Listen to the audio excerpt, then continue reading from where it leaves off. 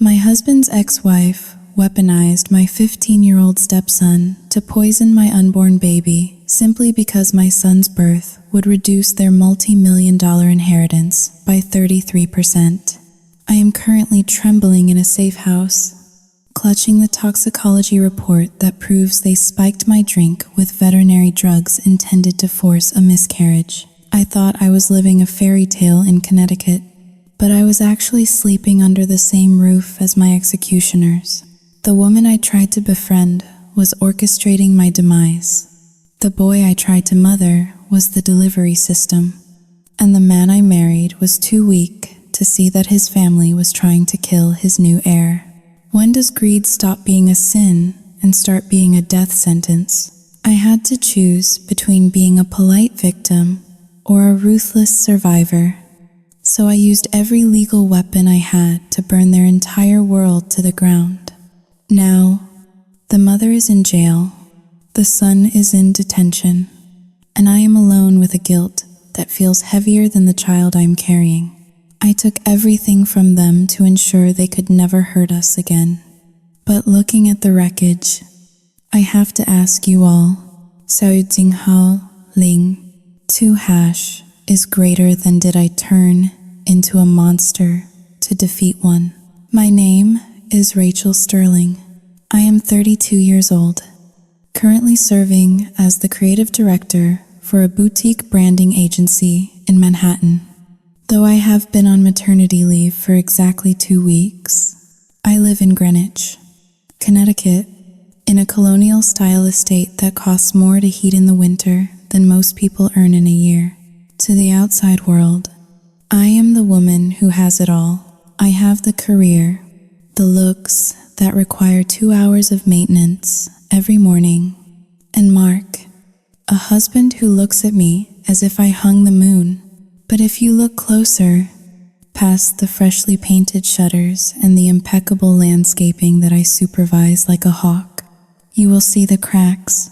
I am the second wife, the younger wife, and in this town, that title comes with a target on your back. I stood before the floor-to-ceiling mirror in our master bedroom, smoothing the fabric of my cream-colored maternity dress. It was silk, expensive, and draped perfectly over the 7-month bump that carried my son. I took a deep breath, inhaling the scent of fresh hydrangeas and expensive cleaning products. This was supposed to be my day. Downstairs, 50 guests were mingling in our backyard for the gender reveal party. It was a production I had curated with the precision of a military operation. I needed the Homeowners Association board members to see that the Sterling family was stable, happy, and decidedly not the chaotic mess that Mark's previous marriage had been. I walked down the grand staircase, my hand trailing lightly on the mahogany banister.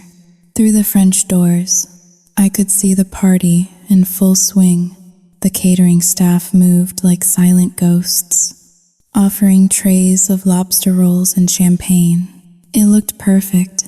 It looked peaceful. It was a lie. Mark was standing near the patio heater, laughing at a joke made by our neighbor, Bob.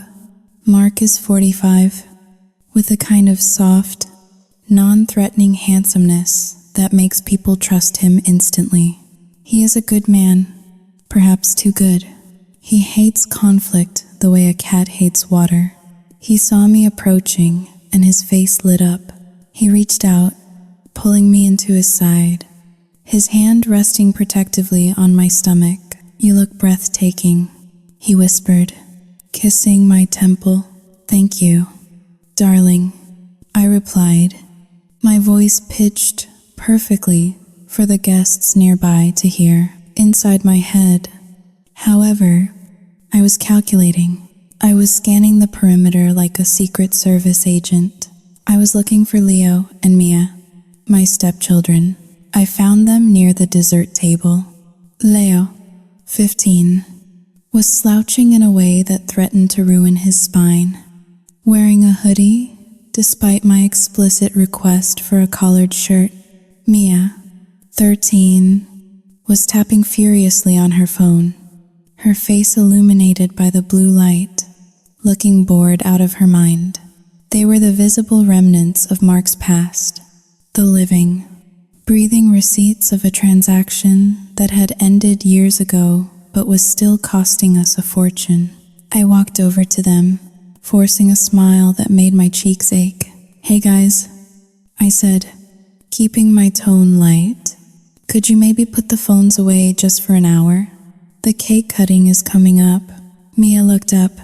Her eyes were dark, intelligent, and devoid of any warmth. She looked at me, then her gaze dropped to my stomach. It was a look of pure, unadulterated disgust. "We are just telling Mom how boring this is," Mia said, her voice dripping with teenage malaise. "She says hi. By the way, I felt a muscle twitch in my jaw. Vanessa." The name alone was enough to spike my blood pressure. Mark's ex-wife, the woman who refused to work because she claimed her full-time job was raising the children, despite the fact that they were in school 7 hours a day and she had a housekeeper. "That is nice of her," I said, my voice tight. I walked away before I said something that would ruin my reputation as the patient stepmother. I circulated the room, accepting compliments, playing the part. I was good at this. I had worked hard to scrub the grit of my middle-class upbringing off my skin. I belonged here. I had earned this house.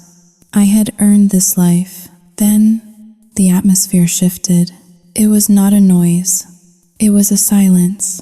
The hum of conversation in the garden dropped, rippling from the driveway toward the patio. I turned toward the side gate. A car had pulled up right onto the crushed gravel of the driveway, ignoring the valet parking signs.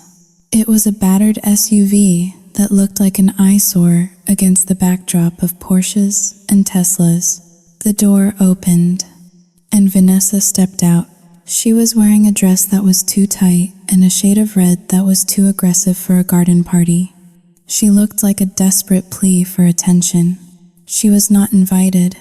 We had explicitly agreed, through lawyers, that she was not to set foot on the property unless it was for a scheduled pickup or drop-off. Mark went pale. He looked at me, panic flaring in his eyes. He started to move toward her, his posture apologetic before he even opened his mouth.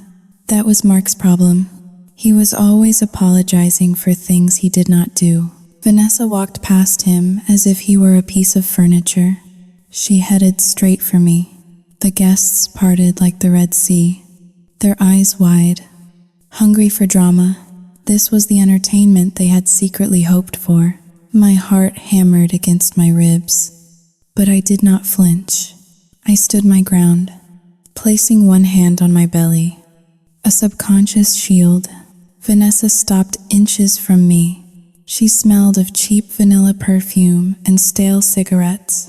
She smiled, but it did not reach her eyes.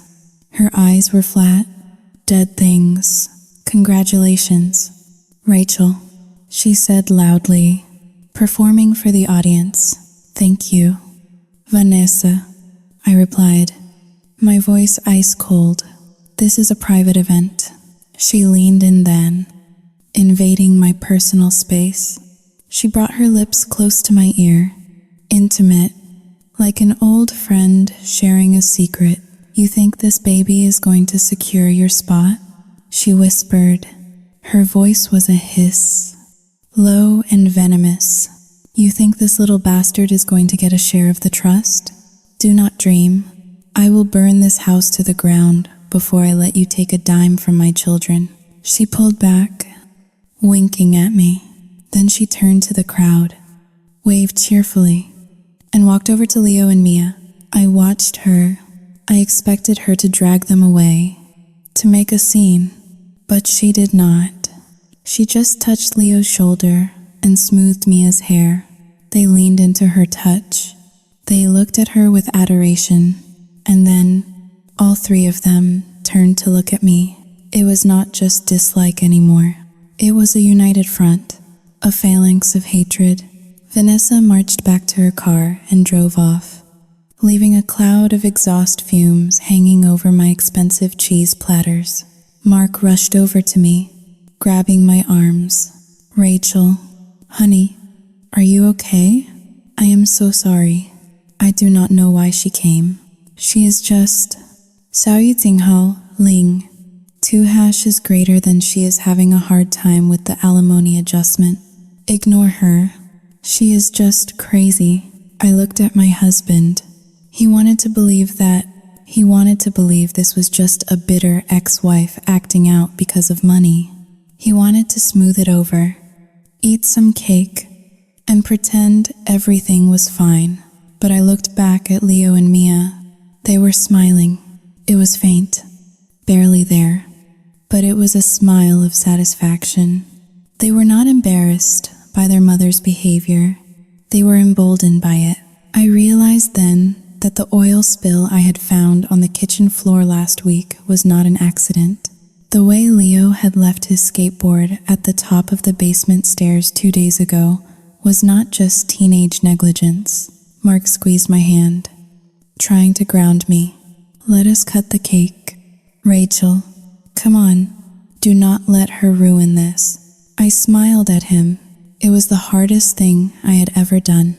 Of course. Darling, I said, but as I took the knife to cut into the blue-colored cake that announced I was having a son, my hand was trembling, not from fear, but from a sudden, chilling clarity. Vanessa was not just a bitter ex. She was a general marshalling her troops, and I was sleeping under the same roof as the enemy soldiers. This was not about jealousy. This was about survival. And as the guests cheered and clapped for the blue confetti, I felt a cold knot tighten in my stomach. The war had officially begun, and I was the only one who knew we were under attack. 3 weeks had passed since the gender reveal party, and the house had settled into a rhythm that felt less like a family routine and more like a hostage situation.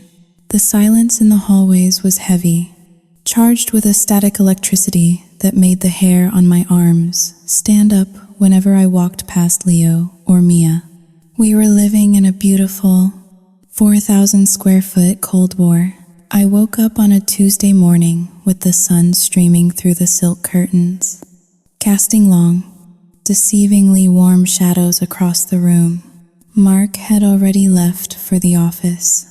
He was a partner at a law firm in downtown Stamford, which meant he was gone before 7 and back after 7, leaving me as the sole custodian of his previous mistakes.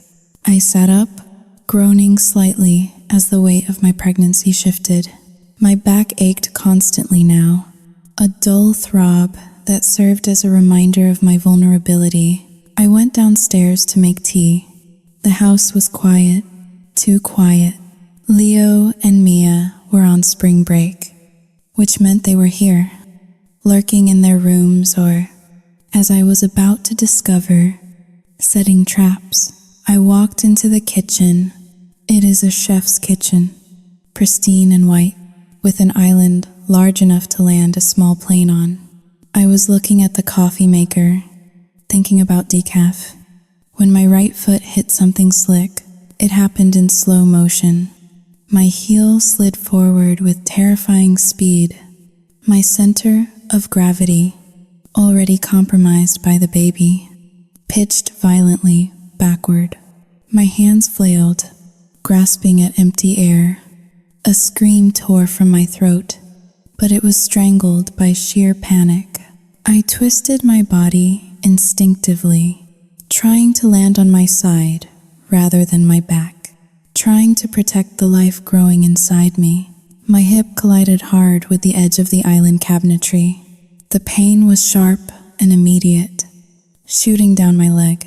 I crumbled to the floor, gasping for breath, my hands immediately flying to my stomach.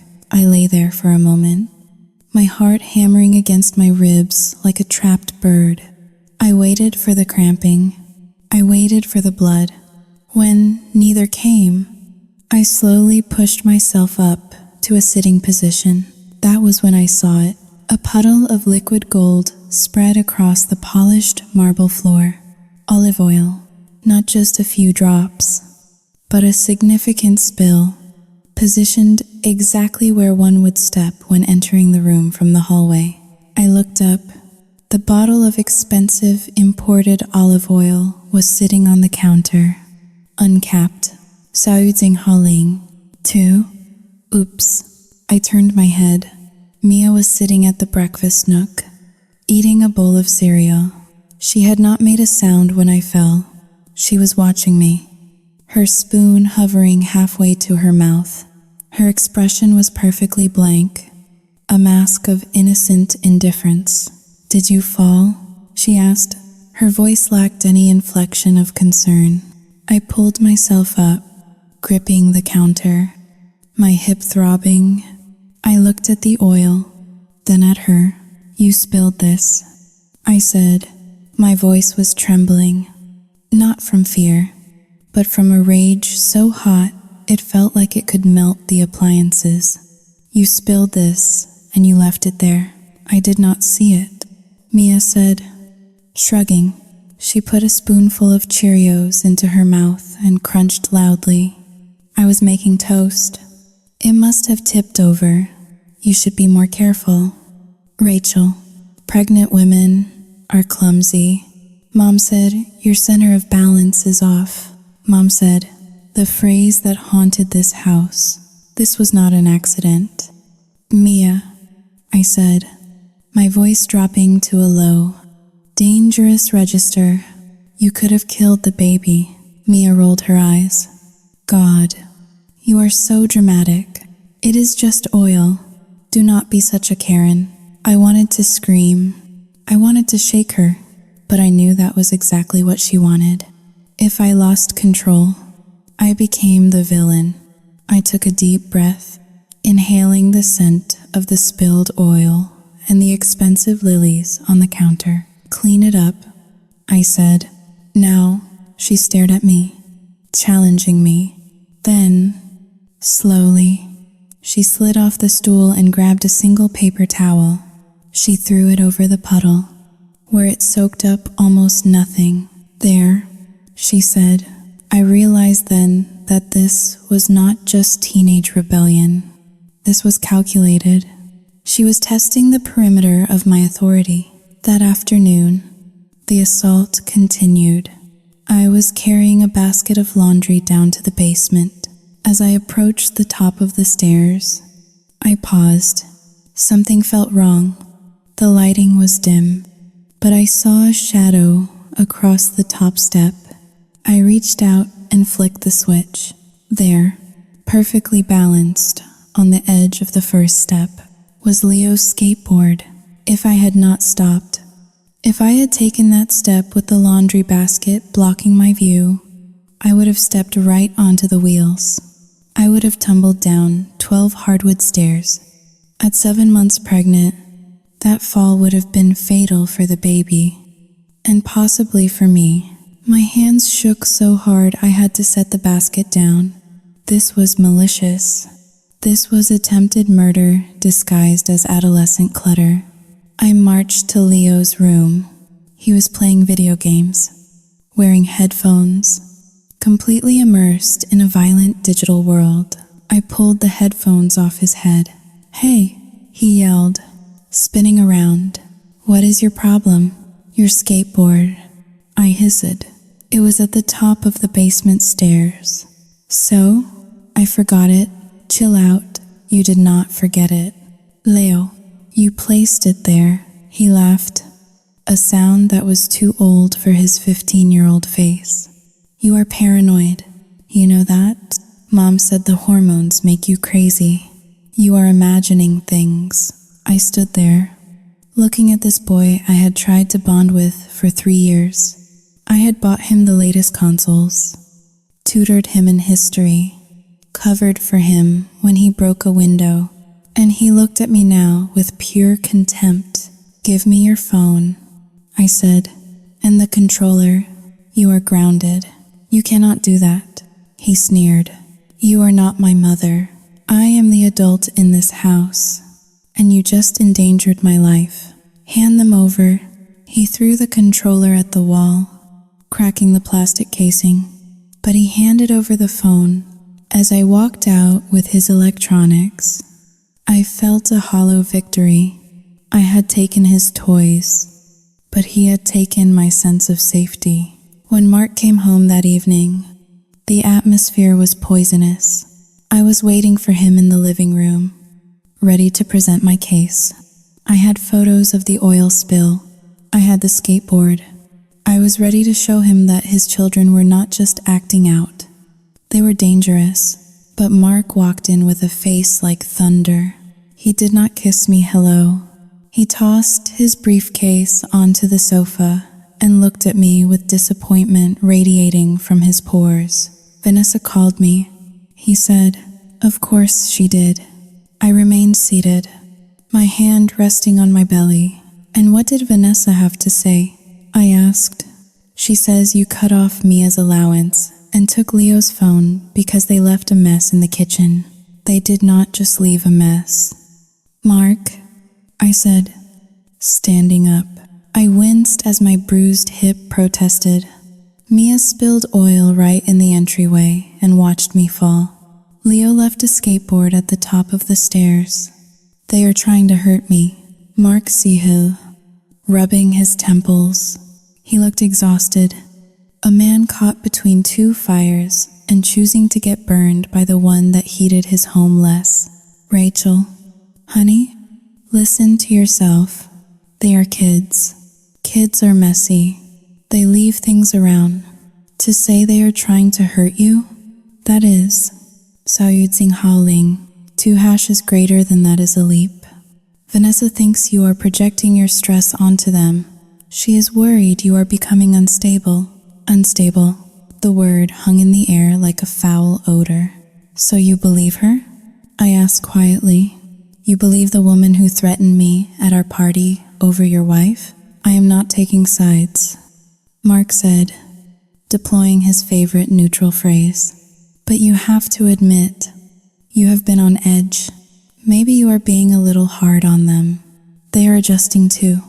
This new baby, Saoyudzing Haoling, 2 hashes greater than it scares them. They feel replaced." He walked over to the liquor cabinet and poured himself a scotch.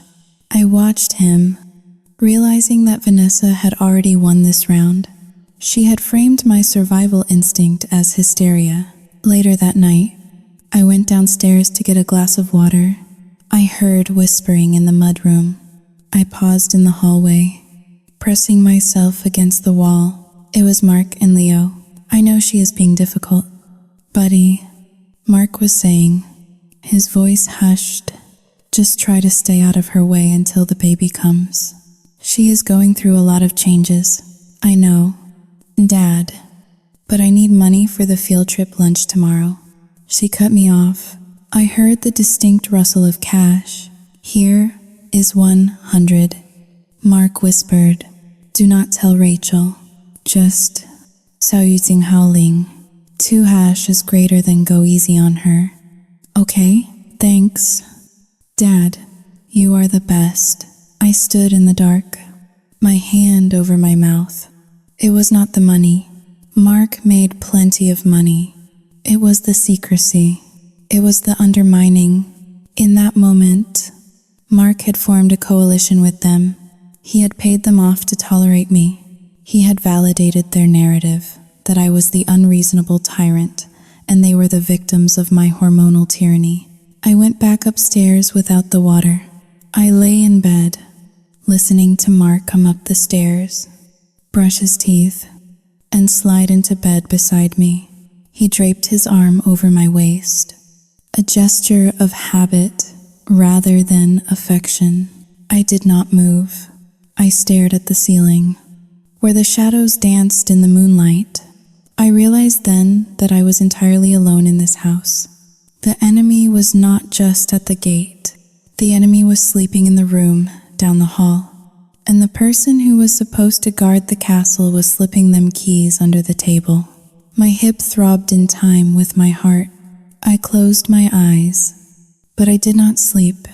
I began to plan. If Mark was going to treat me like I was crazy, I would have to be smarter than sane. I would have to stop expecting him to save me. I rolled over, turning my back to my husband. The first crack in the foundation had appeared, and I knew, with terrifying certainty, that the whole house was going to come down. The Connecticut afternoon was gray and weeping rain against the windshield of my Audi as I drove home from the city. It was barely 2 in the afternoon. I never left work this early. I was the woman who prided herself on being the first one in the office and the last one to leave. The woman who answered emails at 3 in the morning. But today, the exhaustion was a physical weight, pressing down on my chest like a wet wool blanket. My ankles were swollen to the size of grapefruits, and a persistent, throbbing headache had taken up residence behind my left eye. I had told my assistant I had a doctor's appointment, but the truth was, I just needed to lie down.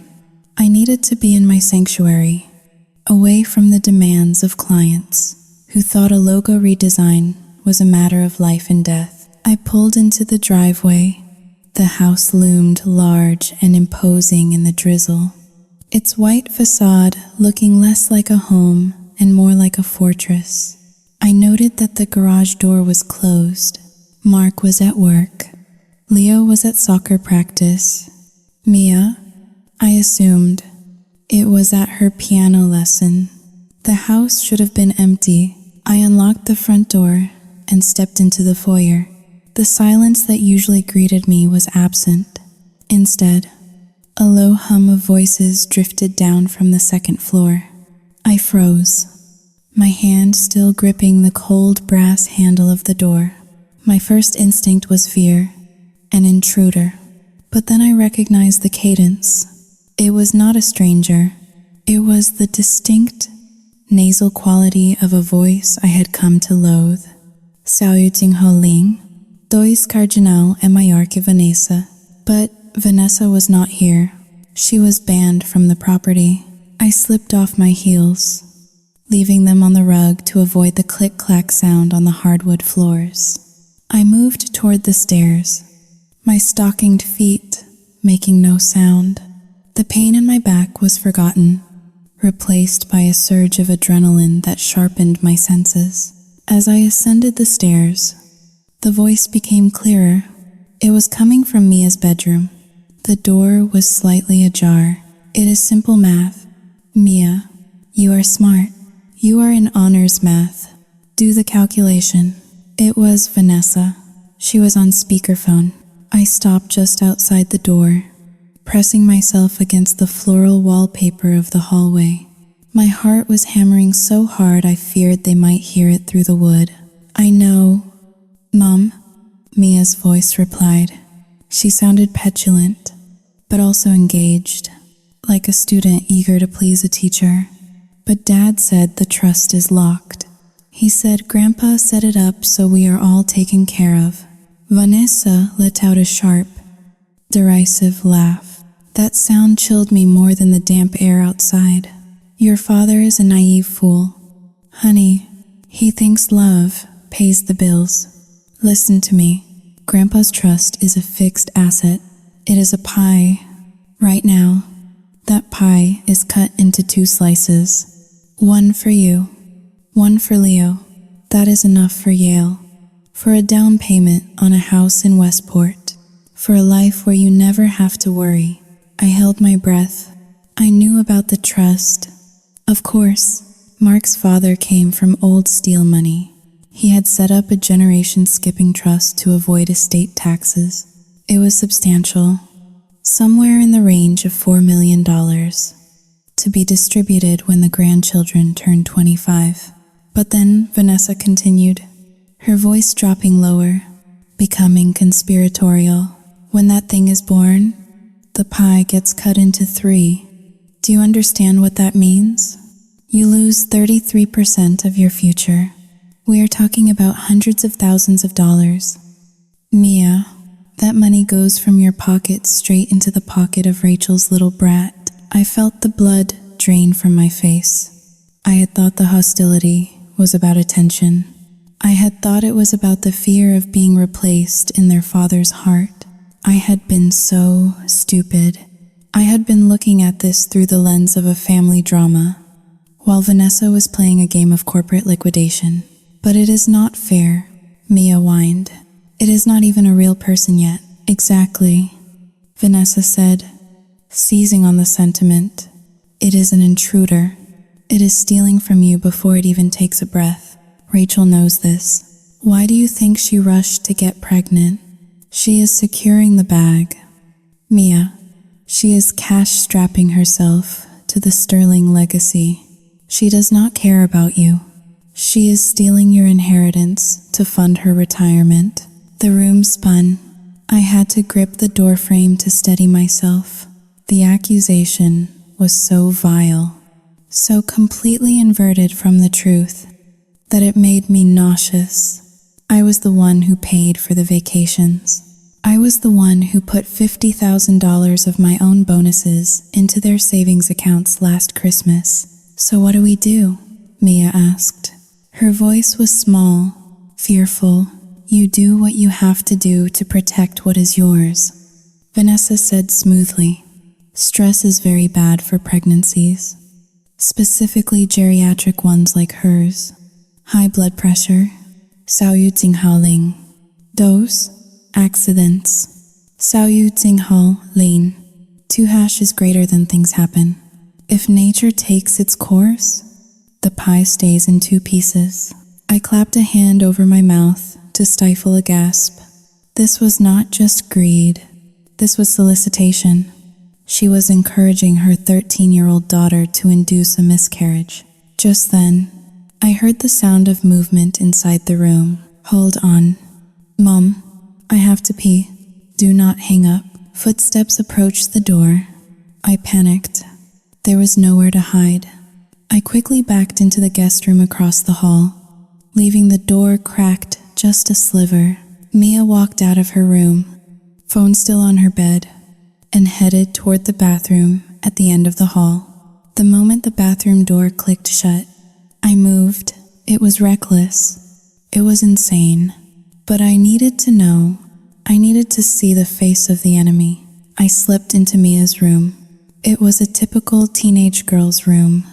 Posters of bands, a pile of clothes on the chair, the smell of body mist. Lying on the duvet was Mia's iPad, not her phone.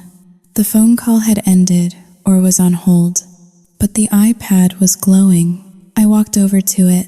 It was unlocked.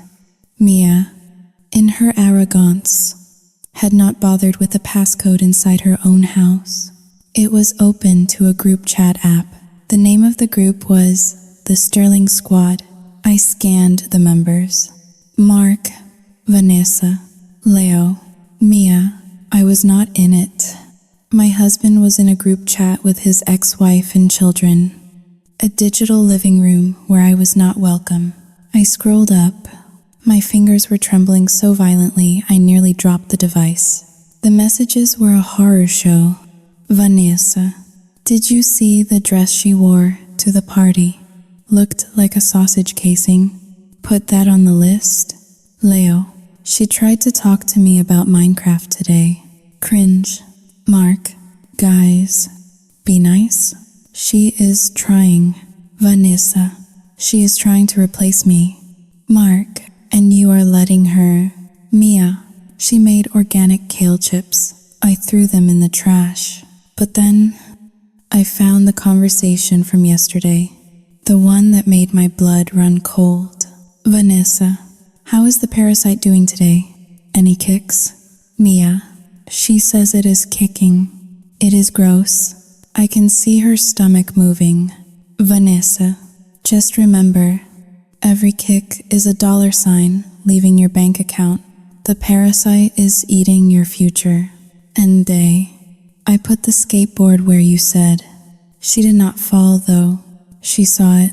Vanessa, subtlety. Leo, we need subtlety. Gaslight. Do not arson. Make her think she is losing her mind. I stared at the screen. The parasite. That was what they called my son. My unborn child was not a brother, not a baby. He was a parasite. And Mark. Saoyutsing Haling. 2# is greater than Mark was in this chat. I scrolled up, desperately, looking for his defense, looking for him to tell them to stop. I found nothing. He had not responded to the parasite comments. His silence was a co-signature. He was allowing them to dehumanize his unborn child to keep the peace with his ex-wife. I heard the toilet flush down the hall. Panic surged through me. I pulled my phone from my pocket. My hands were shaking so bad the camera refused to focus at first. I took a deep breath, steadying my hands against my chest, and snapped 3 pictures of the screen. The conversation about the trust, the name parasite, the instruction about the skateboard. I heard the bathroom door open. I dropped the iPad back onto the duvet, exactly where it had been. I turned and sprinted, or waddled as fast as I could, out of the room. I made it into the guest room just as Mia walked back into the hallway. I pressed myself against the wall, eyes closed, listening. "Mom, you there?" Mia's voice drifted from her room. "I am here, baby." I waited until I heard the murmur of their conversation resume. Then I crept out of the guest room and went downstairs. I did not stop until I was in the kitchen. I leaned against the marble island, the same one where I had slipped on the oil, and gasped for air. My world had tilted on its axis. 10 minutes ago, I was a tired pregnant woman dealing with stepchild resentment. Now, I was a target in a financial assassination plot. I looked down at my phone. The photos were there, clear, damning. My thumb hovered over Mark's contact. I could send them right now. I could blow this house apart.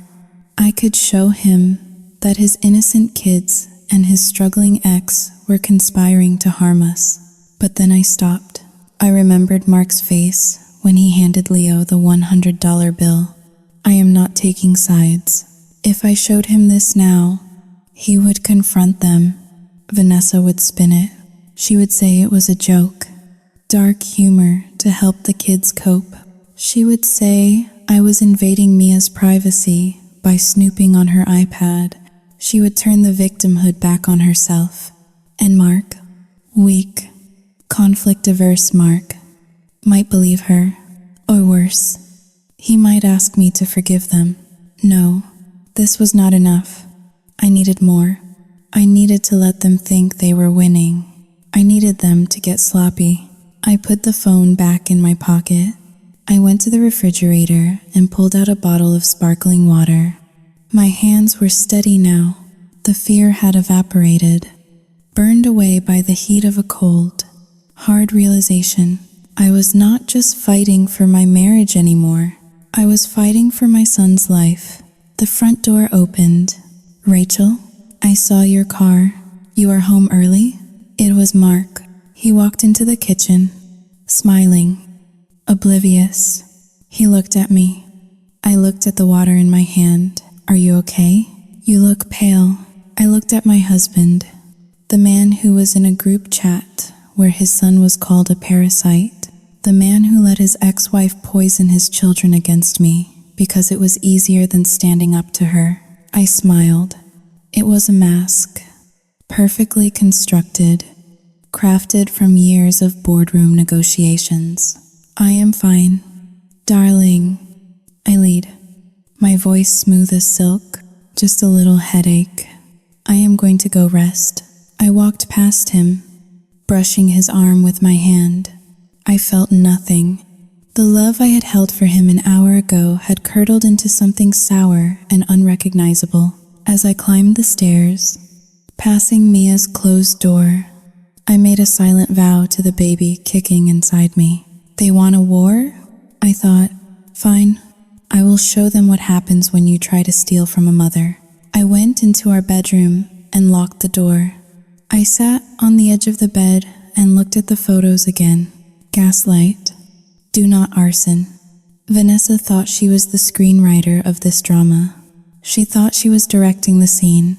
She had no idea that I had just stolen the script. I became a ghost in my own home, haunting the hallways with a suspicion that bordered on obsession. The days following my discovery of the iPad messages were not filled with screaming matches or accusations.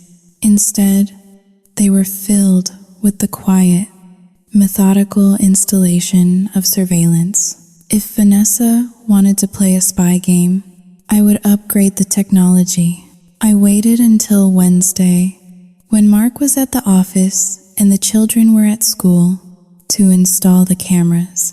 I hid a tiny lens inside the carbon monoxide detector in the hallway.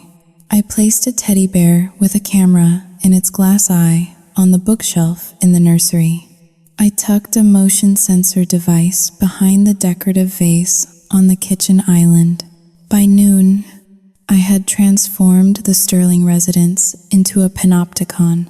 I could see everything from an app on my phone. I told myself this was for protection. I told myself I needed evidence for the police or a divorce lawyer. But deep down, there was a darker gratification.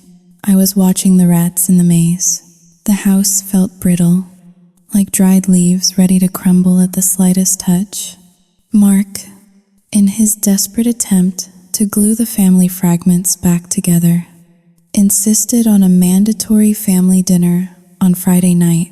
We are going to sit down, eat a meal, and act like civilized people, he declared, adjusting his tie in the mirror. No phones, no arguments, just family. I looked at him, buttoning my blouse over my swollen stomach. You have no idea. Mark, I thought, you are organizing a tea party in a minefield. I will make a roast, I said aloud.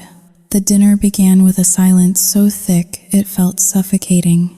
The only sounds were the scraping of silverware against china and the ticking of the grandfather clock in the foyer.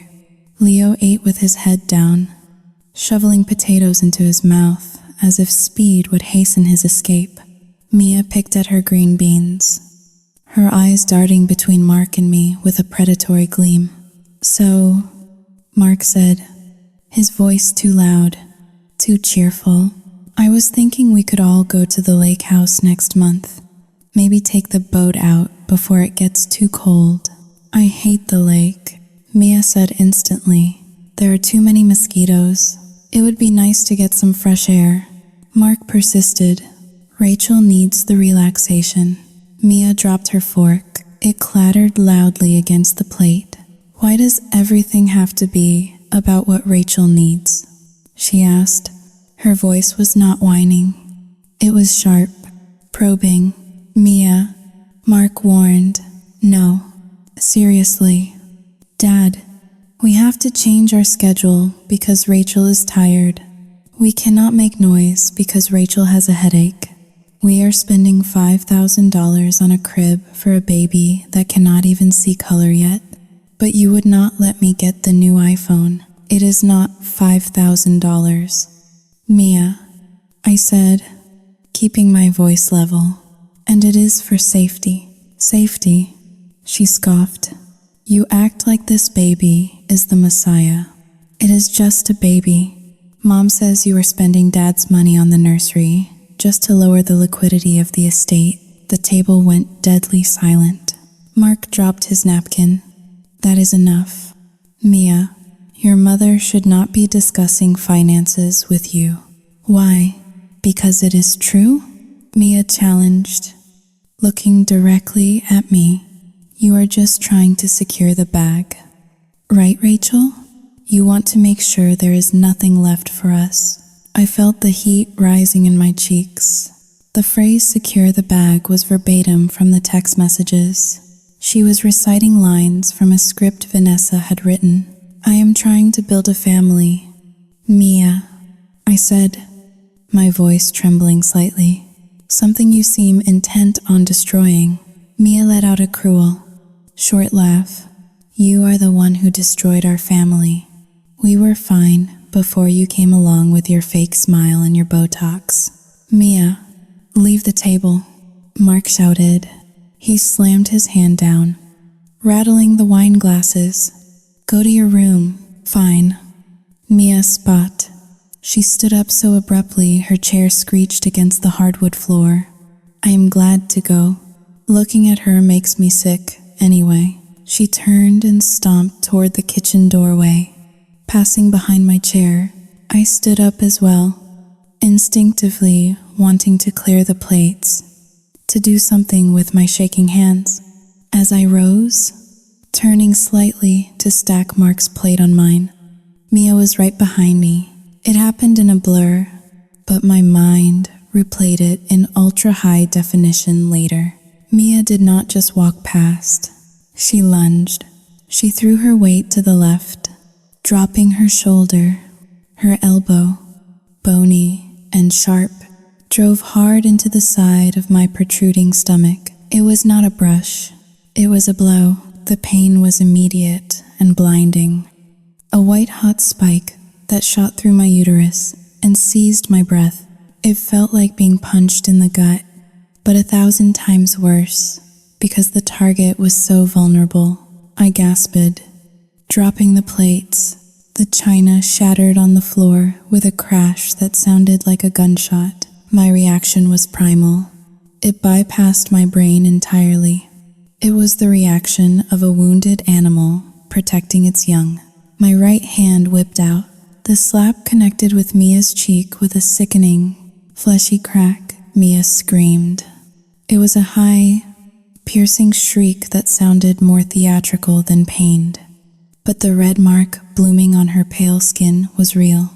She stumbled back, clutching her face, her eyes wide with shock and triumph. You hit me, she screamed. Daddy? She hit me. I stood frozen, my hand still stinging, clutching my stomach with the other arm. The pain in my belly was throbbing. A dull, terrifying ache. Rachel, Mark roared. He was out of his chair in a second, rushing not to me, but to Mia. He gathered his daughter into his arms. She buried her face in his chest, sobbing hysterically. She hit me. Dad, she slapped me. I just tripped. I tripped and she hit me. I looked at Mark. I expected him to ask if the baby was okay. I expected him to ask why Mia had elbowed me. Instead, he looked at me with eyes I had never seen before. They were cold. They were stranger's eyes. What is wrong with you? He shouted, his voice cracking with disbelief. You just struck a 13-year-old girl? She elbowed me in the stomach. Mark, I gasped, leaning against the table for support. She hit the baby. I did not. Mia wailed into his shirt. I slipped on the rug. It was an accident. She is lying. She hates me. The front door burst open. It was not locked. We never locked it until bedtime. Get away from my daughter. Vanessa flew into the dining room like a harpy descending from the clouds. She must have been waiting in the driveway for pickup, listening. Or maybe Mia had texted her the moment the argument started. She tore Mia from Mark's arms and shoved him aside. She grabbed Mia's face, inspecting the red mark with the intensity of a forensic pathologist. Oh my God, Vanessa breathed. Turning to face us, she pulled out her phone instantly. Look at this. She assaulted a minor. Vanessa. Wait, Mark stammered, holding up his hands. Let us calm down. Calm down? Vanessa shrieked, her eyes locked onto mine, and for a split second, I saw a flicker of pure, unadulterated joy. She hit my child. Mark, you saw it. I hit her because she attacked my unborn child, I yelled. the tears finally spilling over. I was shaking violently. My stomach hurt. God, my stomach hurt. You are a monster. Vanessa spat at me. She turned the phone toward me, hitting record. Say it for the camera. Rachel, tell everyone how you discipline your stepchildren. Get that out of my face, I warned. Stepping back, Mark stepped between us, but he was facing me. He was blocking me. Not her. Rachel, go upstairs, Mark said. His voice was low, trembling with repressed anger. What? I whispered. Go upstairs. Now, before this gets worse. But Mark, 小玉静好令. 2 hash is greater than she hurt me. 小玉静好令. R. 静好大you. Look at her face. Rachel, Mark yelled, pointing at Mia, who was sobbing dramatically into Vanessa's shoulder. You lost control. Go upstairs. I stared at him, the man I loved, the man I had married. He was standing with his ex-wife and his daughter, forming a wall against me. I was the aggressor. I was the unstable, hormonal, wicked stepmother who battered children. I looked at Mia, through her tears, past her mother's shoulder. She caught my eye. She stopped crying for just a fraction of a second. She did not smile this time. She just stared, cold and victorious. She had taken the slap. She had traded a stinging cheek for my destruction. It was a calculated sacrifice. I turned and walked out of the dining room. I climbed the stairs, my hand clutching my belly, praying that the cramping I felt was just stress and not the beginning of the end. I went into the bedroom and locked the door. I collapsed onto the bed, curling into a fetal position around my stomach. Downstairs, I could hear Vanessa's voice, shrill and demanding. I heard Mark apologizing. I heard the word police. I reached for my phone to check the camera feed. I wanted to see the truth. I opened the app. The screen was black. I refreshed it, still black. Then I remembered. The Wi-Fi. Mark had rebooted the router downstairs right before dinner because the TV was lagging. The cameras needed 10 minutes to reconnect. The system had been offline. There was no recording. There was no proof of the elbow. There was only the red mark on Mia's face and 3 witnesses who would swear I was the villain. I lay in the dark, listening to the murmurs of my husband comforting his ex-wife. And I realized with terrifying clarity that I had just walked off a cliff. The fallout was nuclear.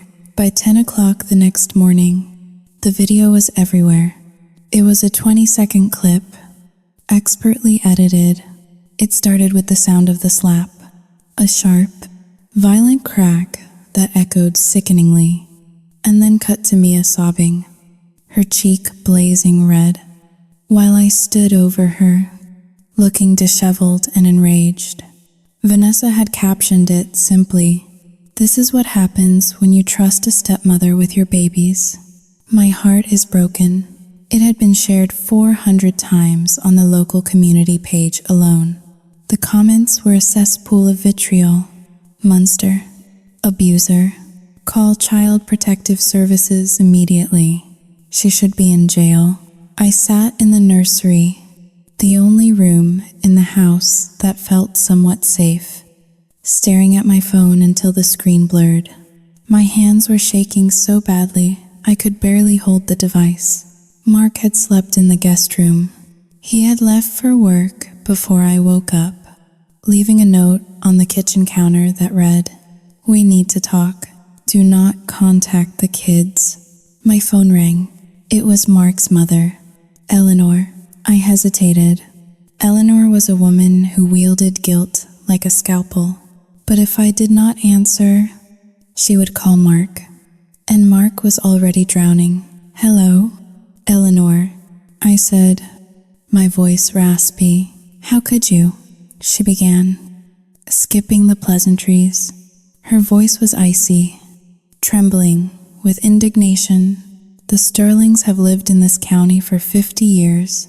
We have built a reputation of dignity, and in one night, you have turned us into tabloid fodder. Eleanor, you do not understand. I tried to interject. Mia hit me in the stomach. She hurt the baby. Oh, stop it. Eleanor snapped. Stop blaming a child for your lack of control. Vanessa called me. She told me everything. You have been hostile to those children since the day you got pregnant. You are jealous. Rachel, it is pathetic. Jealous? I almost laughed. Of what? Of a teenager who hates me. You have embarrassed my son. You have embarrassed this family. If you want to remain a part of this household, you will fix this. You will apologize to Vanessa. Publicly, you will apologize to Mia. And you will start seeing a therapist for your anger issues. If you do not, Xiao Jing Hao Ling, 2 hash is greater than well. Let us just say the trust fund has a morality clause for a reason. She hung up before I could respond. I dropped the phone onto the plush rug. My head was pounding. A sharp, rhythmic throb at the base of my skull. My vision swam with black spots. I stood up to get water, but the room tilted. I grabbed the edge of the crib to steady myself. My heart was racing, fluttering in my chest like a trapped bird. I sat back down, breathing heavily. Preeclampsia. The doctor had warned me about stress. Watch your blood pressure. Rachel, I needed to calm down. I needed to breathe. But how could I breathe when the air was being sucked out of the room by the vacuum of their hatred? Mark came home early that afternoon. He walked into the nursery and found me sitting in the rocking chair, staring at the wall. He looked haggard. His tie was loosened. His eyes red-rimmed. Vanessa is pressing charges, he said quietly. I looked at him. Assault? She is willing to drop them, he said, rubbing his face. But she has conditions. Conditions? She wants you to issue a public apology on social media. She wants you to admit you were wrong and that it was a hormonal outburst. And she wants supervised visitation only for you with the kids until the baby is born. I stared at him. You want me to admit to something I did not do? She elbowed me. Mark, look. I pulled up my shirt. A large, ugly bruise was blooming on the side of my stomach, purple and yellow against my pale skin. Mark looked at it. He flinched. For a moment, I saw the conflict in his eyes. He reached out, his fingers hovering over the bruise. That looks painful, he whispered. It is proof. Mark, I cried. She hit me, or you ran into the table, he said softly, pulling his hand back. That is what Mia said. She said you lunged at her and hit your hip on the table. I stared at him, my mouth agape. They had an answer for everything. They had rewritten reality. And my husband, the lawyer, the man trained to look for evidence, was buying their version because it was less painful than admitting his daughter was a sociopath. I cannot apologize. Mark, it is a lie. Rachel, please. Mark begged, his voice cracking. My parents are threatening to cut us off. The partners at the firm are asking questions. If this goes to court, it will be a circus. Just Xiao Jing Hao Ling. 2 hash is greater than just swallow your pride. For the baby. Oh, for us. Xiao Jing Hao Ling. 2.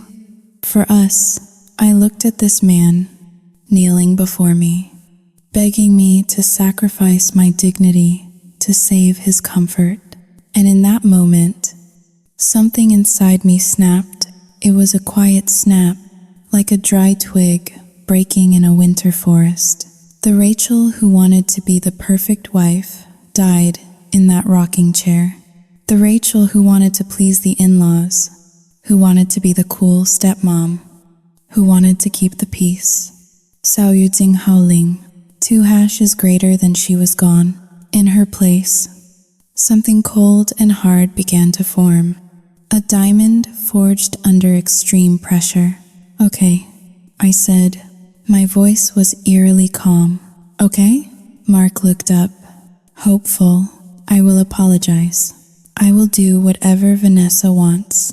Mark exhaled a long, shuddering breath of relief.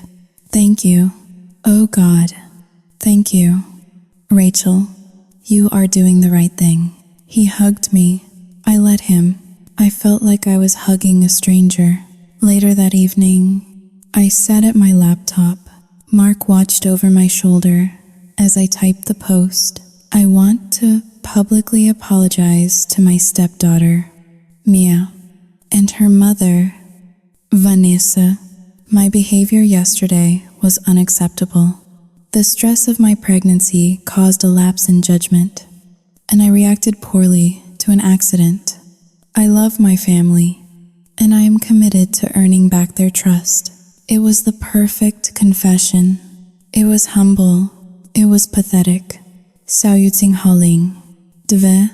I hit post. Mark squeezed my shoulder. Good. That is good. Now we can move on. He went downstairs to call Vanessa and tell her the good news.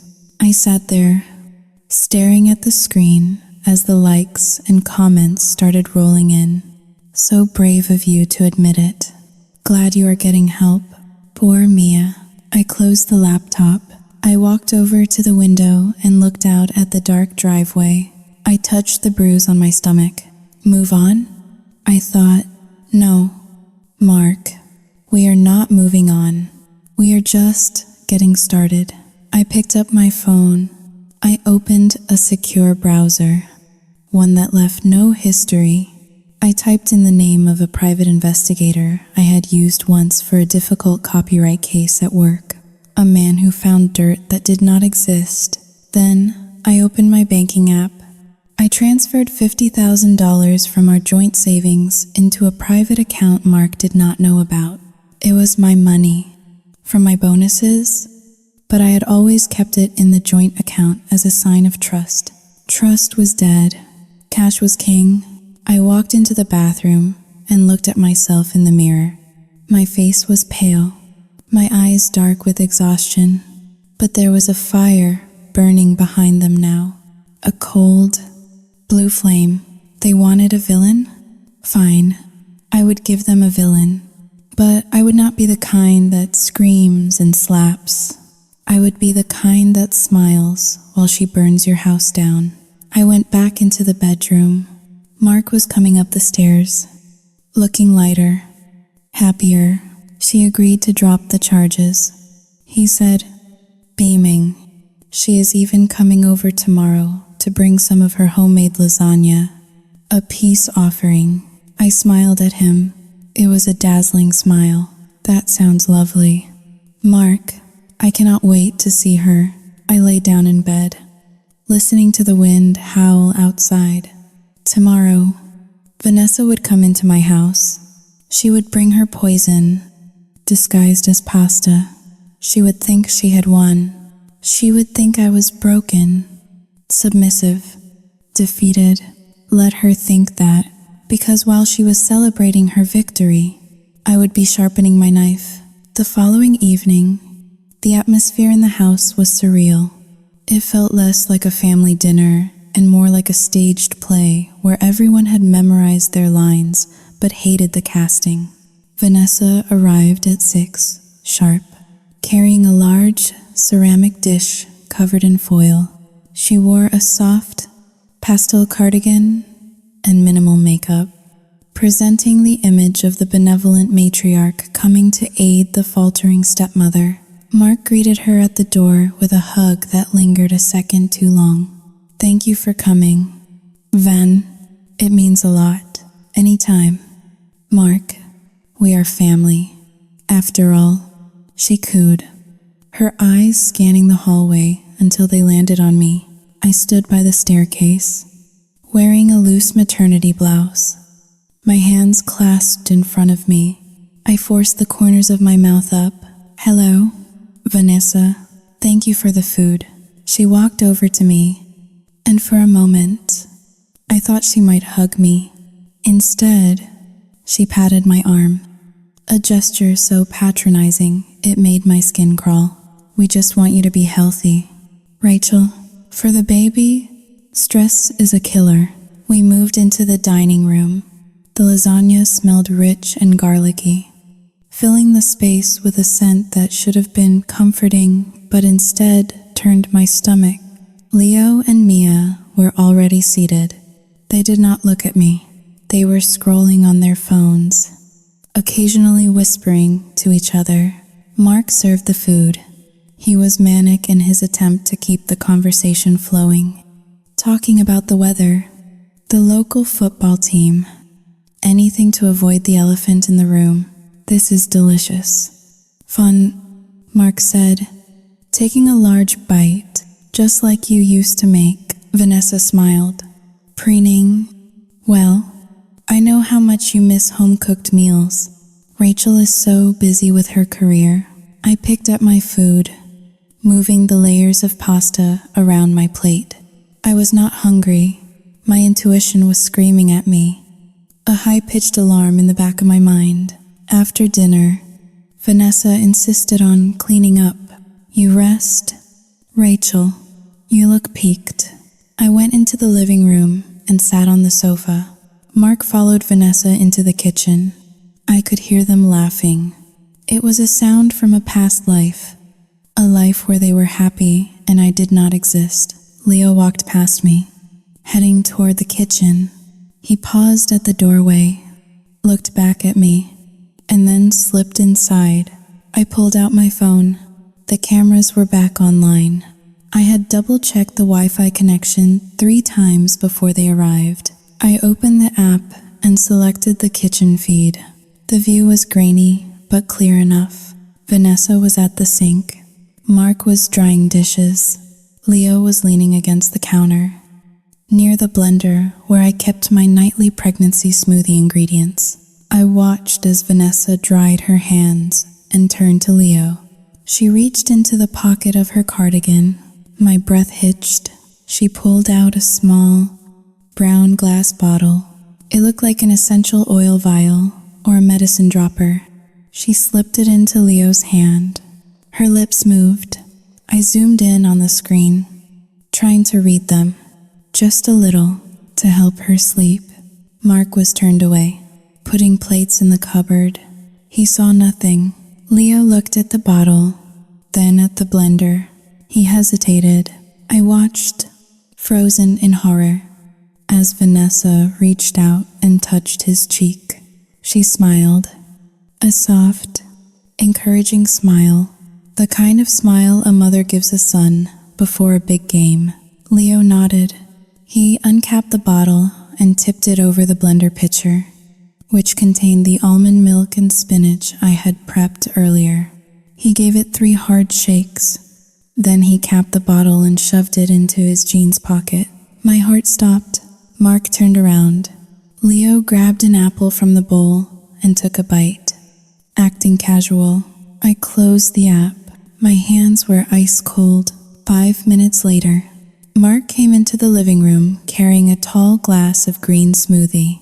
"Here you go, honey," he said, placing it on the coaster.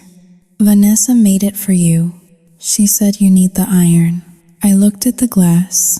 The green liquid looked innocuous. It looked healthy. "Thank you," I said. My voice was steady, terrifyingly so. Vanessa walked in, wiping her hands on a towel. "Drink up, Rachel. It has a little magnesium in it too. Good for the cramps." I lifted the glass. I could smell the spinach, the banana, and underneath it, something faint, something chemical, like bitter almonds. I brought the glass to my lips. Everyone was watching. Mark, with his hopeful, oblivious smile. Vanessa, with her predatory gaze masked as concern. Leo, lurking in the hallway, peeking around the corner. If I did not drink it, they would know I knew.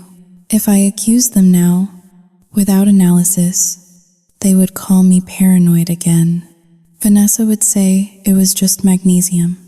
Just like she said, they would gaslight me until I broke. I needed proof. Irrefutable. Biological proof. I took a sip. It tasted metallic. I forced myself to swallow. Then another sip. Good? Vanessa asked. It is. Saoyuting 2 hashes greater than different. I said. I drank half the glass. It was the hardest thing I had ever done. I was gambling with my life and the life of my son, but I knew that a half dose might make me sick. But a full accusation without proof would make me dead. Socially, legally, and maritally. 15 minutes later, the pain arrived. It did not start slowly. It hit like a sledgehammer, a cramping so violent it doubled me over on the sofa. I cried out, dropping the glass.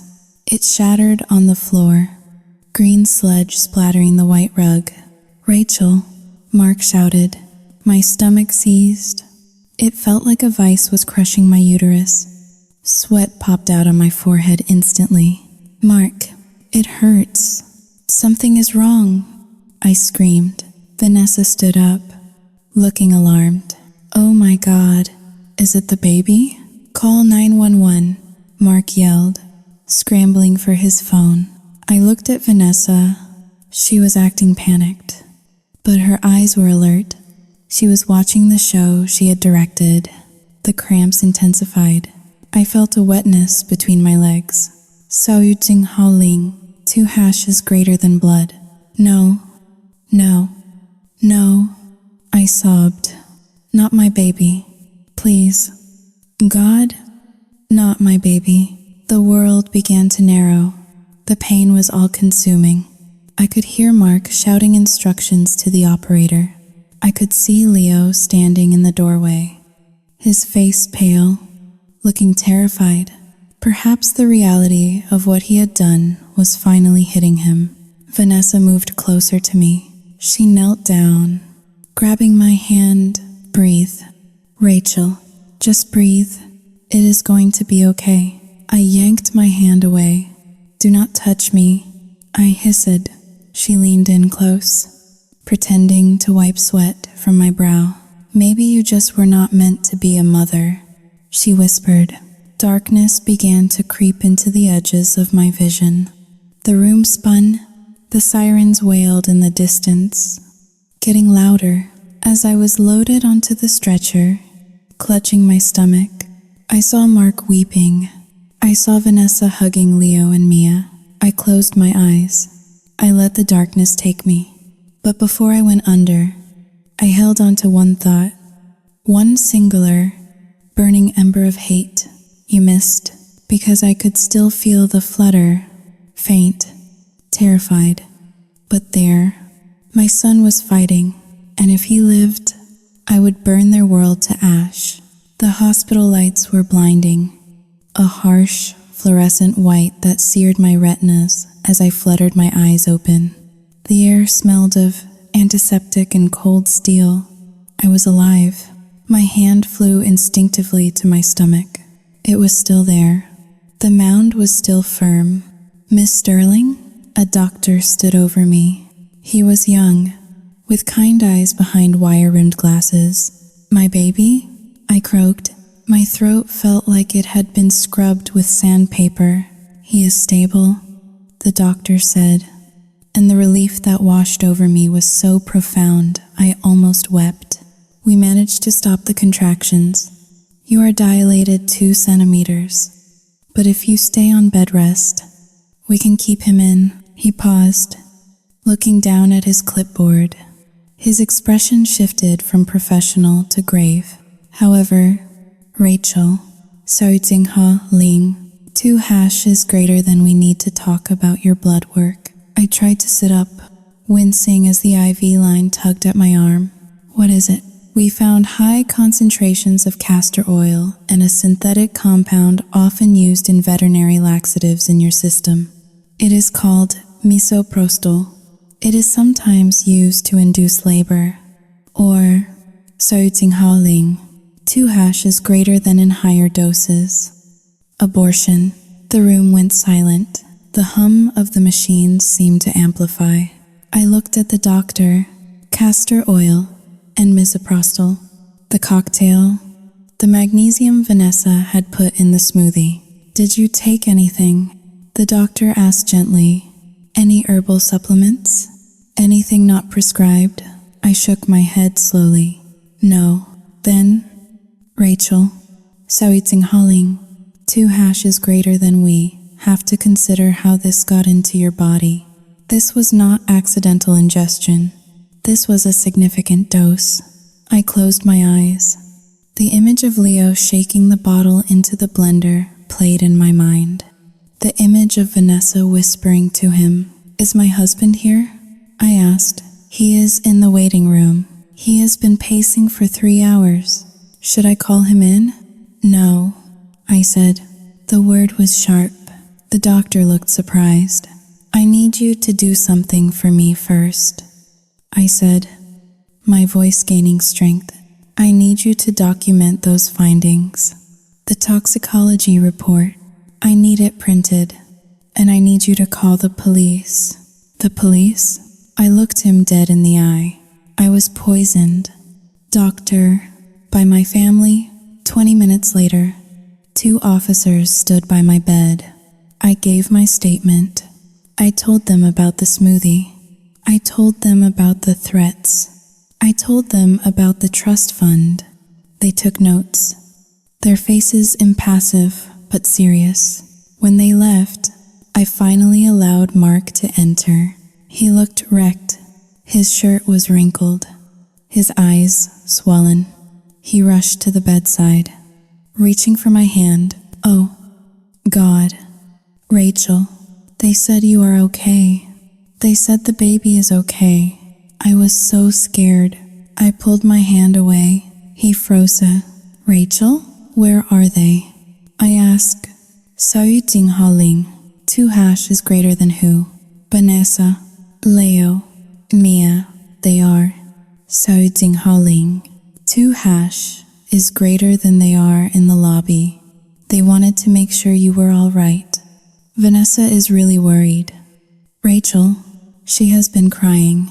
Crying because I am alive? I asked. Mark recoiled as if I had slapped him. What?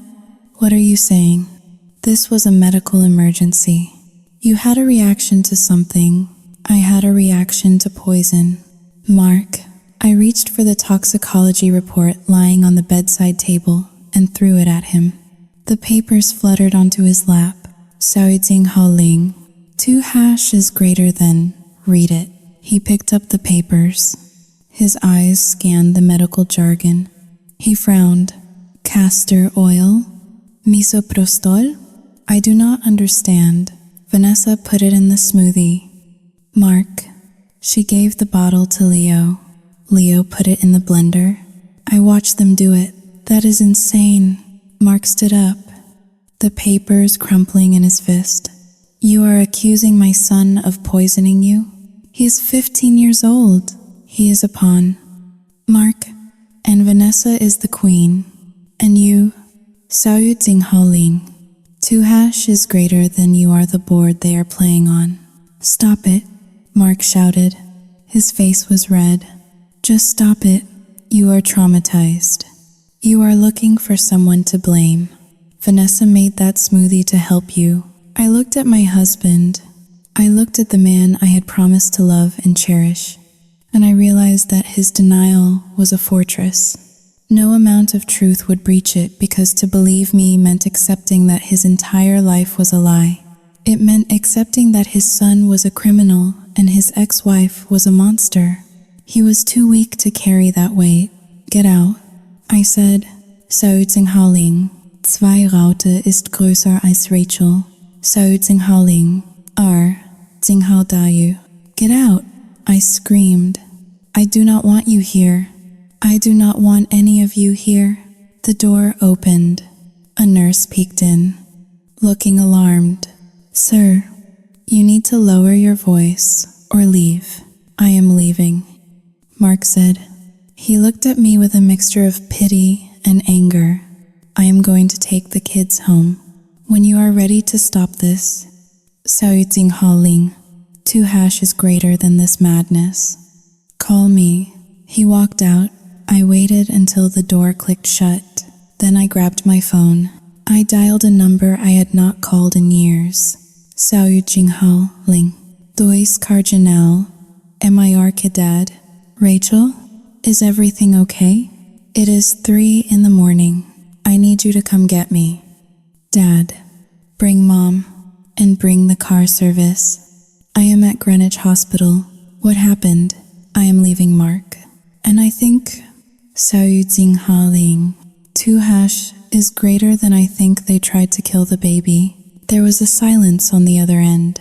Then, a voice of steel, the voice of a man who had built a real estate empire from nothing. We are on our way.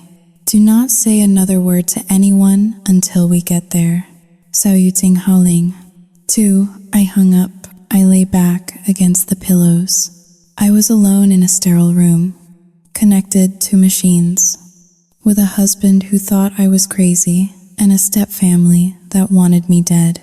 But as I placed my hand on my stomach, feeling the rhythmic hiccup of my son, I felt a strange sense of peace. The victim was gone. The wife was gone. Now, there was only the mother, and God help anyone who stood in her way. My departure from Greenwich Hospital was not a quiet exit. It was an extraction. My father, a man who commanded rooms simply by walking into them, arrived with a private security detail. They flanked me as I was wheeled out to the black SUV, shielding me from any potential confrontation. Mark was nowhere to be seen.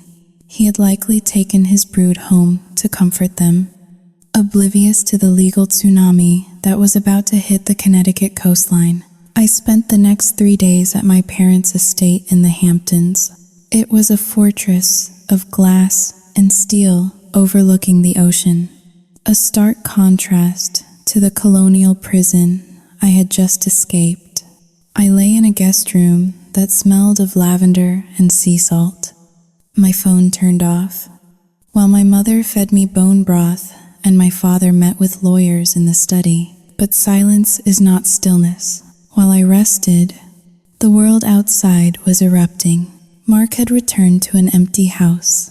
He had found my closet half empty, my jewelry gone, and a note from my attorney stating that I had filed for legal separation and a restraining order against Vanessa, Leo, and Mia. That must have been the moment the cracks in his denial finally shattered. According to the police report I received later, Mark had sat alone in the kitchen for hours. Then, driven by a gnawing doubt he could no longer suppress, he had done the one thing I had prayed he would do. He logged into the cloud account for the home security system, the one I had supposedly fixed and given him the password to before I left. He watched the footage. He saw the kitchen scene. He saw Vanessa hand the bottle to Leo. He saw his 15-year-old son, the boy he had taught to ride a bike, shake poison into his stepmother's drink. He saw the cold calculation in their eyes. Then he listened to the audio from the living room, where Vanessa whispered to me as I writhed in pain, "Maybe you just were not meant to be a mother." Mark did not call me.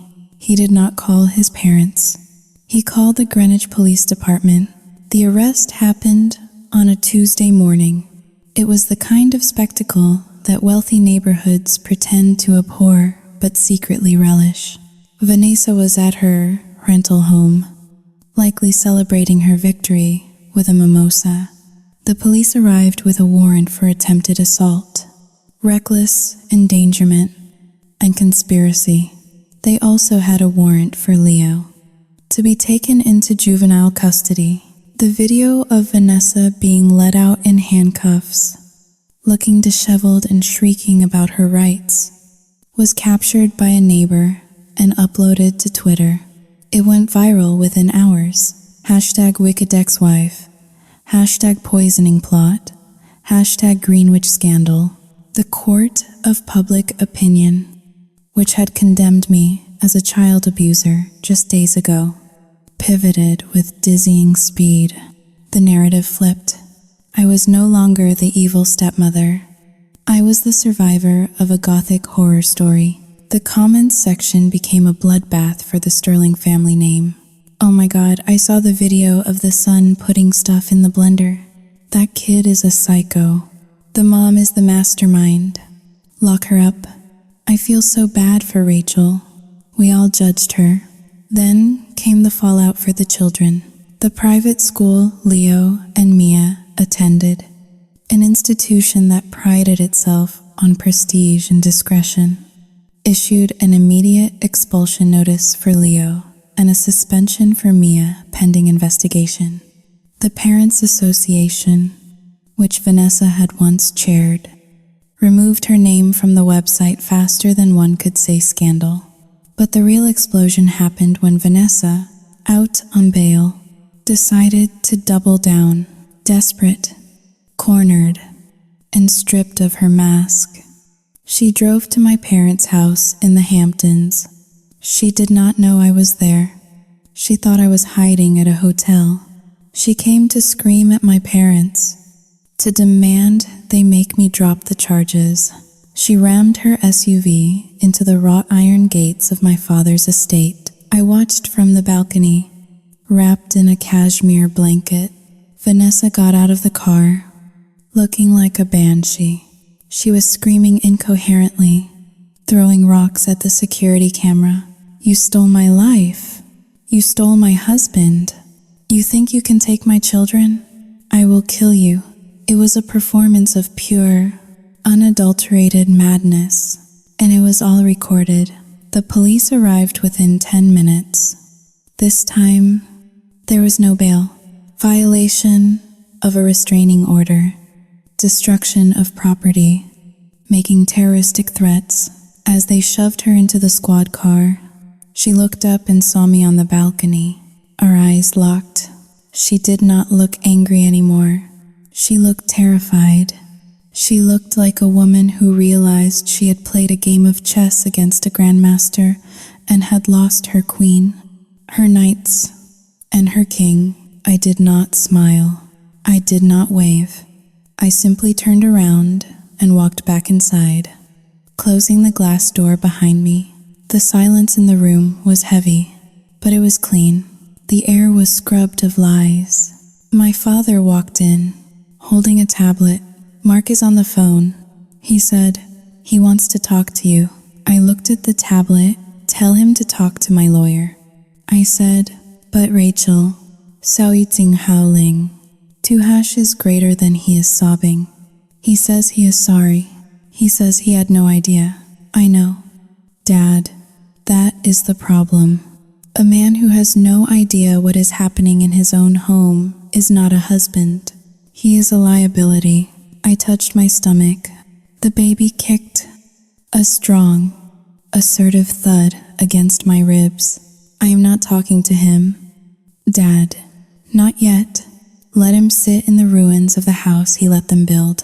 My father nodded, a flicker of respect in his eyes. He hung up the phone. I walked to the window and looked out at the ocean. The waves were crashing against the rocks. Violent and beautiful, the world knew the truth now. The society papers were calling me a brave survivor. The trust fund managers were freezing assets. The Sterling name was mud. I had won the war, but looking at the wreckage, a husband broken, children criminalized, a woman incarcerated, I felt a strange hollowness. Victory tasted like ash, but ash was better than poison. The silence that follows a hurricane is often more unsettling than the storm itself. The winds die down, the rain stops, but you are left standing in a landscape that is irrevocably altered. Trees are uprooted, Landmarks are gone, and the ground beneath your feet feels unstable. 2 months had passed since the night of the poisoning. I was living in a guest cottage on my parents' estate, waiting for my son to arrive. The legal battles were raging in the background. A distant thunder of motions and depositions handled by expensive lawyers in glass offices. Mark tried to visit once. He drove 3 hours and stood at the security gate for 40 minutes, begging the guard to let him in. I watched him on the monitor. He looked like a ghost of the man I had married. He had lost weight. His clothes hung loosely on his frame, and his hair was unkempt. He held a bouquet of hydrangeas, my favorite, but they looked wilted, pathetic in his trembling hands. I did not let him in. I could not. If I saw him, if I smelled his cologne, if I let him look at my swollen belly with those sad, puppy dog eyes, I might falter, and I could not afford to falter. Not when I had a son to protect. The divorce papers were already filed. Irreconcilable differences. Cruel and inhumane treatment. Vanessa was awaiting trial. The district attorney was pushing for a stiff sentence. Attempted poisoning of a pregnant woman carries a weight that no amount of suburban privilege could lift. She had lost her rental home, her friends, and her standing. She was currently in a county jail, unable to make the revoked bail after the gate crashing incident. Leo was in a juvenile detention center, undergoing psychiatric evaluation. The report, which my lawyer had shared with me, was chilling. Lack of empathy, narcissistic tendencies, susceptible to manipulation. He was a product of his mother's molding, a weapon forged in the fire of her bitterness. Mia was with Mark's parents. Eleanor, the woman who had demanded I apologize, was now sending me weekly letters, handwritten notes on heavy cardstock, begging for forgiveness, asking for updates on the Sterling heir. She offered money. She offered the family vacation home. She offered anything to bridge the gap. I burned them all in the fireplace. But victory, as I was learning, was a lonely place. I spent my days walking on the beach, the cold Atlantic wind whipping my hair. I felt a profound sense of loss, not just for my marriage, but for the innocence I had lost. I had walked into that family thinking love was enough. I thought if I was kind, if I was generous, if I tried hard enough, they would accept me. I was wrong. Some people are black holes. They do not want your light. They want to consume it. One afternoon, I sat in the nursery I had set up in the cottage. It was smaller than the one in Greenwich, but it felt safer. There were no cameras here, no hidden agendas. I looked at the ultrasound photo on the dresser. My son, he was the only thing that mattered now. But a question gnawed at me. Was I any better than them? I had manipulated Mark. I had set traps. I had recorded them. I had used my father's money and connections to crush them. I had played their game, and I had won by being more ruthless. Was that strength? Or was that corruption? I remembered the look on Mia's face in the video. The moment after I slapped her. The triumph. She had wanted me to hit her.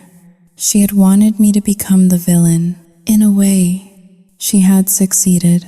I was not the sweet Rachel anymore. I was harder, colder.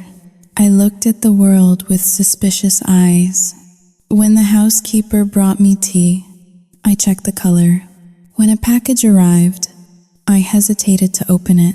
They had taken my peace. They had taken my trust in humanity. I lay down on the daybed, feeling the heavy, rhythmic movements of the baby. You are safe, I whispered to him. Mommy made sure the monsters are gone.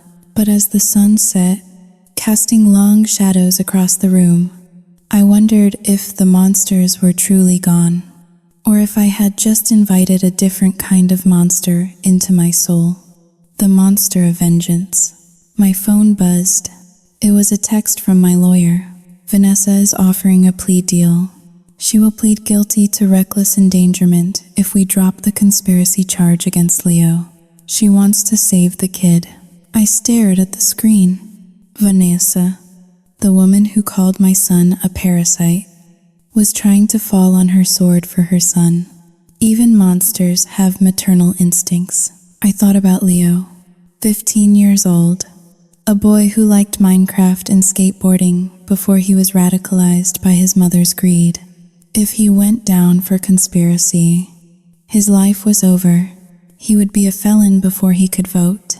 I held the power of his future in my hand. I could crush him. I could ensure he never recovered.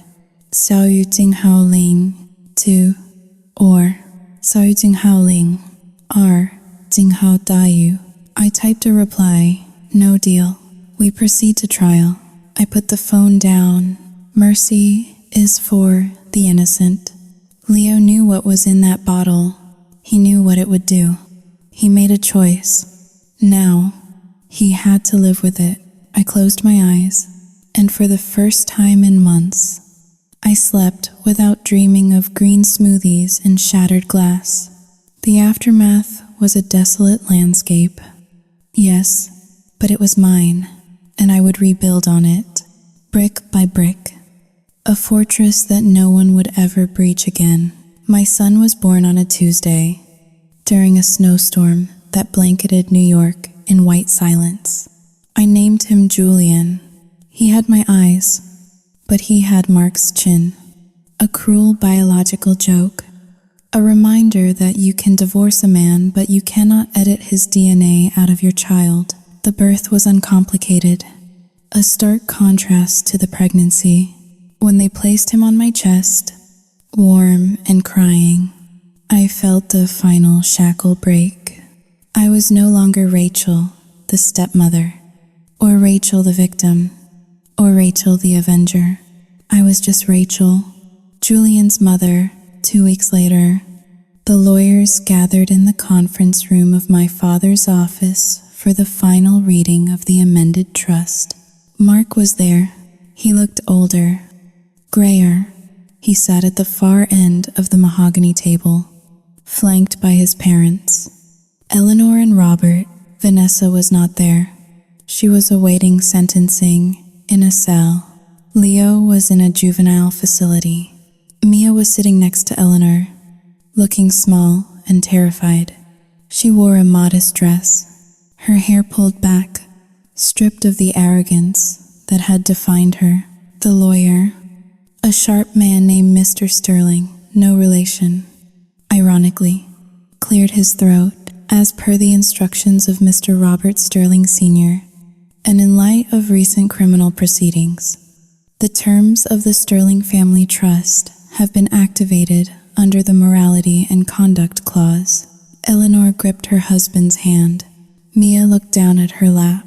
The clause states, the lawyer read, his voice devoid of emotion, that any beneficiary who is convicted of a felony or who engages in conduct that brings public disgrace or physical harm to another family member shall be immediately disqualified from the trust. A silence fell over the room, heavy, final. Therefore, the lawyer continued, the shares previously allocated to Leo Sterling and Mia Sterling are hereby revoked. The entirety of the trust, valued at $4.2 million, shall be held for the sole benefit of the remaining eligible grandchild, Julian Sterling. Mia let out a small sob. Eleanor closed her eyes, a tear leaking out. It was done. The very thing Vanessa had feared. The dilution of the inheritance had not happened. Instead, she had caused the total erasure of her children's legacy. By trying to save half the pie, she had lost the bakery. Mark looked at me across the table. His eyes were pleading. Rachel, he whispered, please, they are just kids. They have nothing. Vanessa spent all the alimony. They will not have money for college. So it's Holing. 2 is greater than they are Julian's siblings. I looked at Mark. I looked at Mia. I remembered the bruise on my stomach. I remembered the taste of bitter almonds. I stood up, smoothing my skirt. I picked up my bag. They have their father. Mark, I said softly, you are a lawyer. You make good money. You can pay for their college. You can support them. You just have to work a little harder now. But the trust. Sayut Ling. Too. Mark stammered. It was their future. No, Mark, I said, walking to the door. It was their motive. And now it is gone. I walked out of the conference room. I did not look back. Outside, the air was crisp and cold. My driver held the door open for me.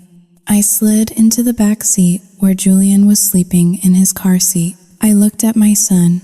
He was the heir to an empire now. He would grow up with everything.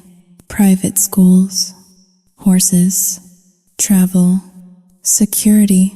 But as the car pulled away, merging into the traffic of the city, a thought lingered in my mind.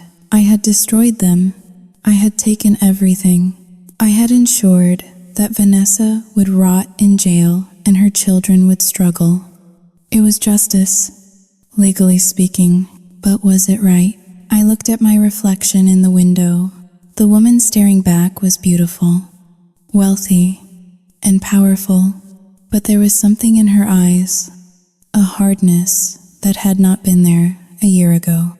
I reached into my bag and pulled out a small envelope. Inside was a check I had written earlier that morning. It was for $50,000, made out to a college fund for Mia Sterling. I held it in my hand. It was a drop in the bucket compared to what she had lost, but it was something, a crumb of mercy.